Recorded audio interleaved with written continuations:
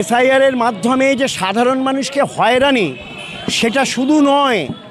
আজকে যখন আমরা মিছিল করে আসছিলাম, তখন সাধারণ মানুষের মধ্যে বলছে এসআইআর তো শেষ, এখন এরা করছে কেন?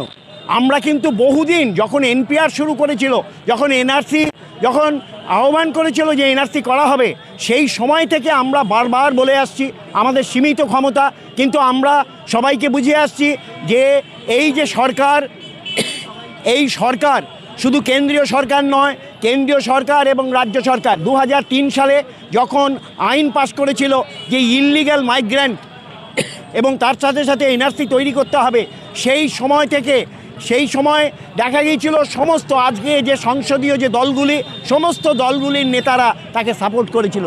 তাই আজকে তারা বলতে পারছে না যে এসআইআরটা বন্ধ করো। একমাত্র এপিডিআর সেটা বলছে যে এসআইআর যে সাংঘাতিক, এই সাংঘাতিকের যে এনআরসির পূর্বসূরি হচ্ছে এসআইআর, সেই জন্যে এই এসআইআর আইনটাকে বন্ধ করো। আজকে যে হয়রানি, এই হয়রানি আপনারা দেখেছেন, যখন নোটবন্দি হয়েছিল তখন হয়রানি হয়েছিল, কত লোক মারা গিয়েছিল আপনারা জানেন। আজকে হয়তো অনেকে বলছেন যে সরকার বা শাসক দল বা এখানের রাজ্য সরকার বা সেখানকার পার্টি তারা নানা রকম করে বলছে যে না, এখানে তো এরকম মরেছে, হানো করেছে, তেন করেছে, কিন্তু এই মৃত্যুর জন্য তারাও দায়ী, সবাই দায়ী। কেন্দ্রীয় সরকার দায়ী যেমন, তেমনি রাজ্য সরকারও দায়ী। এই মৃত্যু কেন হবে? আমরা চাই না এরকম মৃত্যু। সব থেকে বড় কথা, এই যে এই এসআইআরের মাধ্যমে আপনারা দেখবেন লক্ষ্য করে যে লজিক্যাল ডিসক্রিপেন্সি, এই সমস্ত নানা রকম নাম দিয়ে যে করা হচ্ছে, এইটা তো সব থেকে বড় হেনস্থা। দেখুন, আমি কিন্তু তাপস মুখার্জি, কিন্তু আমাকে ডাকেনি, আমার কথা হয়ে আমার ঠিক হয়ে গেছে। কেন হয়ে গেছে আপনাকে বলে রাখি। হয়তো এইখানে মনুবাদী এবং ব্রাহ্মণ্যতন্ত্রের যে দাপট, সেই জন্যে তাদেরকে ডাকছে না। আপনারা লক্ষ্য করবেন যে কাদেরকে ডাকছে, ওবিসি, এসসি, এসটি এবং গরিব মুসলিমদের তাদের ডাকছে। আপনারা জানবেন, গরিব মুসলিমরা তাদের বা এই যে পরিযায়ী শ্রমিক, তাদের হাতে কাগজ পর্যন্ত নেই। আমাদের হাতে তবু কাগজ আছে, আমরা পড়াশুনো করেছি, কিন্তু তারা তো পড়াশুনোও অনেকে করেনি। তারা দরিদ্র মানুষ, বিভিন্ন জায়গায় এই অর্থের খোঁজে বিভিন্ন জায়গায় চলে যায়। আজকে সবথেকে পরিযায়ী শ্রমিকদের অবস্থা খুব খারাপ, তারাই আজকে লাইনে দাঁড়িয়ে, তারাই আজকে মারা যাচ্ছে বিভিন্ন জায়গায় দেখছি। এই হয়রানি, তাই এই হয়রানি তারা করতে চেয়েছিল। এটা অনেকটা দেখা গিয়েছিল যে রোম সাম্রাজ্যে যেরকম করেছিল, কিছু নাগরিক যাদের বলেছিল এরা হচ্ছে শুভ নাগরিক এবং বাইরে সমস্ত ডি নাগরিক, তারা ছিল।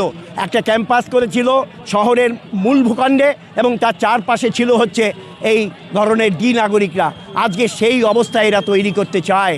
এরা বলে, এরা মেইন ক্যাম্পের কথা বলে, আমাদের যে শাসক, যে আমাদের যে প্রধানমন্ত্রী, সে মেইন ক্যাম্পের কথা বলে, সেইটা এখানে চালু করার মতো চেষ্টা করছে। এই যে হিন্দুত্ব, এ বড় সাংঘাতিক। যেমন ধরুন, এখানে একটা কথা হয় যে অনুপ্রবেশ করেছে ঘুষপেটিয়া। আমি বারবার বলেছি যে এই যে ঘুষপেটিয়া, সেটা হিন্দুরা এসছে, মুসলমানরাও এসছে। এরা বলছে যে যেহেতু হিন্দু রাষ্ট্র করবে, তাই সাধারণভাবে এই সাধারণ আদিবাসী এদের কাছে দেখাবার চেষ্টা করছে যে আমরা দেখো তোমাদের বাঁচাবার জন্য সিএএ করেছি। সিএর মধ্যে অনেক জটিলতা আছে। আমরা যখন সিএএ হয়েছিল তখন আমরা বলেছিলাম এই সিএর যে জটিলতা, সেই জটিলতার জন্য কোনো সময় এই সিএএ থেকে নাগরিকত্ব পাবে না। আজকে তারই প্রমাণ দেখা যাচ্ছে। সিএএ হবার পরে তারা উদ্বাস্তু স্বীকৃতি পাচ্ছে, কিন্তু তারা নাগরিকত্ব স্বীকৃতি পাচ্ছে না। আজকে এটা বলার অত্যন্ত দরকার। যেমন ওখান থেকে মুসলমানরা আসছে। বন্ধু, কেন মুসলমানরা আসছে বলুন তো? গরিব মুসলমানরা বহু এসছে, কেন এসছে এইটা তো বুঝতে হবে আমাদের কাছে। আমরা যারা করে কমে খাই, যারা শ্রেণীর কথা বলি, যারা বাম মনোভাবাপন্ন গণতান্ত্রিক আন্দোলনের সারি, তারা বলি যে সমস্ত মুসলিমরা গরিব মুসলিম, ওখানে মৌলবাদের দ্বারা অত্যাচারিত হচ্ছে, মুসলিম মৌলবাদের দ্বারা তারাও অত্যাচারিত হচ্ছে। আজকে আপনারা জানেন যে বাংলাদেশে কীরকমভাবে মৌলবাদের দ্বারা শুধু হিন্দু নয়, মুসলমানরা অত্যাচারিত হয়েছে। তারা আসছে। আজকে যদি আমরা তাদের ঠাঁই না দিতে পারি, তাহলে তারা কোথায় যাবে বলুন? তারা বেনাগরিক হয়ে কোন জায়গায় যাবে? সেই জন্যে বলছি বন্ধু, তাই আমাদের এই এপিডিআর থেকে কল হচ্ছে যে অনুপ্রবেশকারী বলে যাদের দাগিয়ে দেওয়া হচ্ছে, আসলে তারা নয় অনুপ্রবেশকারী, তারা সাধারণ মানুষ। এক সময় নেহেরু লিয়াকাত চুক্তির মধ্যে দিয়ে হয়েছিল যে যখন দেশ ভাগ হয়েছিল, দেশ ভাগ হবার পরে ওখানকার যারা আসতে চায় তারা আসতে পারে, এখানকার যারা যেতে চায় তারা যেতে পারে, এইটা ছিল। এটা কিন্তু লোপাট করে দেওয়া হয়নি। কাজে আমরা তো সেটা বলতে পারি যে লিয়াকাত চুক্তি কেন সেইখানে মানা হলো না, যে ওইখানকার মানুষ যারা অত্যাচারিত হচ্ছে বা এই সমস্ত হচ্ছে, একটু ভালো মতো থাকার জন্যে বা একটু কর্ম করে খাওয়ার জন্যে তারা এইখানে আসছে, তাদের আমরা যদি ফিরিয়ে দিই, তাদের আজকে যদি ডিনাগরিক করি। আরেকটা কথা বলে রাখি, এখানে 3Dর কথা বলছে। এই যে 3D বলে, তাতে ডিপোর্টের কথা বলেছে। এক সময় কথা হয়েছিল যে হাসিনাকে যখন বলেছিল যে ডিপোর্ট করা, তখন হাসিনা বলেছিল এখানে আমরা দেব না ঠাঁই। এটা খুব ভালো করে জানে এই সরকার যে ডিপোর্ট হবে না, কিন্তু এদেরকে তাহলে কোথায় দেবে? আমাদের এপিডিআর থেকে বা বিভিন্ন জায়গায় আমাদের বুদ্ধিজীবী মহল তারা বলছে বারবার যে এদের তাহলে কোথায় রাখবে?